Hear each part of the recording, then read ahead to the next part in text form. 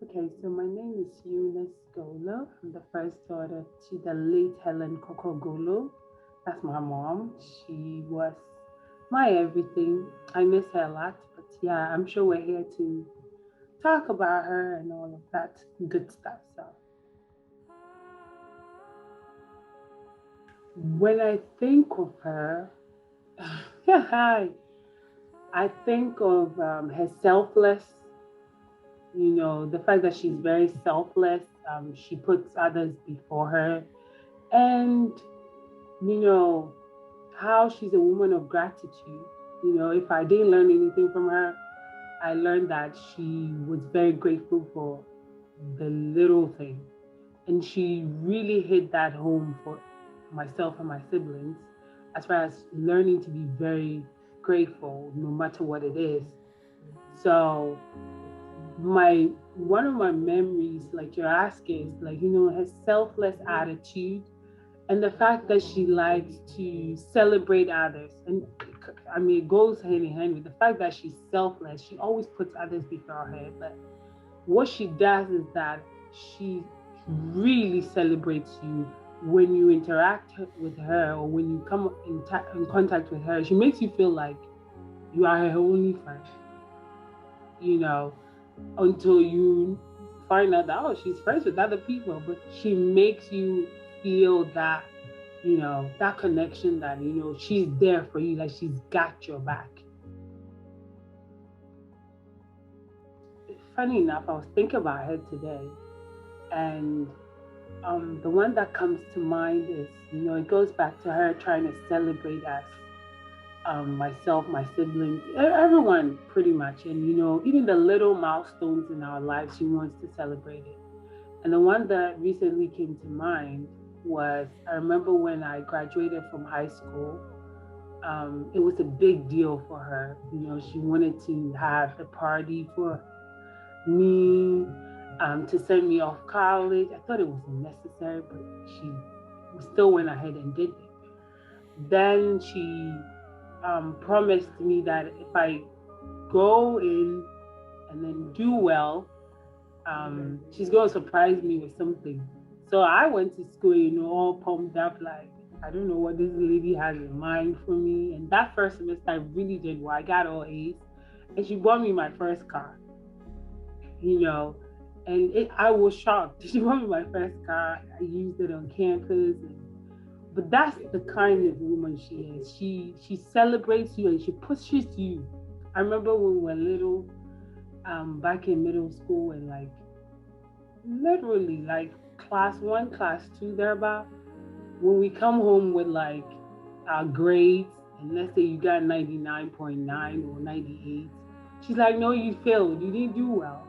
You should have gotten the 100. Somebody got 100. It should have been you, So she's the type, when I think about her, I see how she pushes us, how she always wants the best out of you. She tells you to set your mind to it and you can do it. But not only that, but when you do it too, she celebrates you, and she appreciates the fact that you did what she pushed you to do. So yeah, those are the memories that, they keep playing in my mind. I love that about her, that she was not just a mother to me or a friend to me, but she was a mother to everyone. And the neat thing is that even for her children, whoever we brought around, she took them like hers. And so for most of my friends, it hit them really hard when they heard she had passed. Like, no, this can't be possible, because she took them in like her own, you know, unless you don't tell her that this is your friend or this is you and this is what they need or they're going through this, she would jump on it as if she has relations with them. And you will be asking, I thought they were my friend, and that's who she was. And I couldn't stop her. I mean, I just love that about her, that, she's willing to share, not just, share herself with others and not just us. And that made it beautiful to have a mother like that, that, others spoke highly of her. And because of who she was. And like, again, she was very selfless. And I never felt like I had to share her with other people. That never, it came naturally. So, because we also got a part of her as much as we could. So there wasn't the gap or the vacuum of feeling like, okay, you're giving too much time to others than us. There was never a time like that. So, that I miss a lot.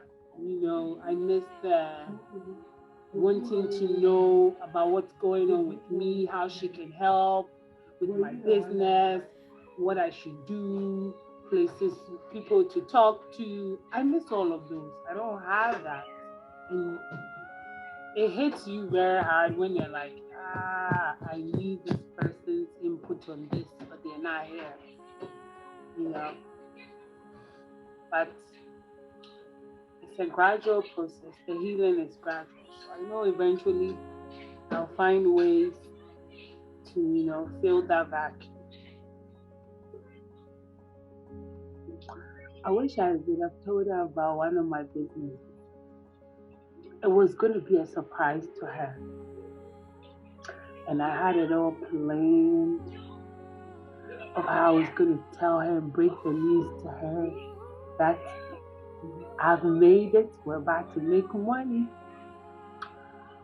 And I couldn't tell her that. But when I visited her at the hospital, she couldn't hear me, but I said it to her. So I believe she's heard me. But that's one of the things that I regretted not telling her. Very, very humble woman. She's funny. Oh my goodness. She's giving, very giving, lovely, absolutely beautiful, such a fashionista. What else? Selfless, prayerful, a woman of faith. She's very courageous, fearless. She doesn't fear anything. Things people would fear to do, she will do. And she had so much wisdom. She's a wise woman. See, she probably might not have that much knowledge. I mean, like years of schooling, but street knowledge, trust me, I get it from her. She has that. And yeah, you can never meet her not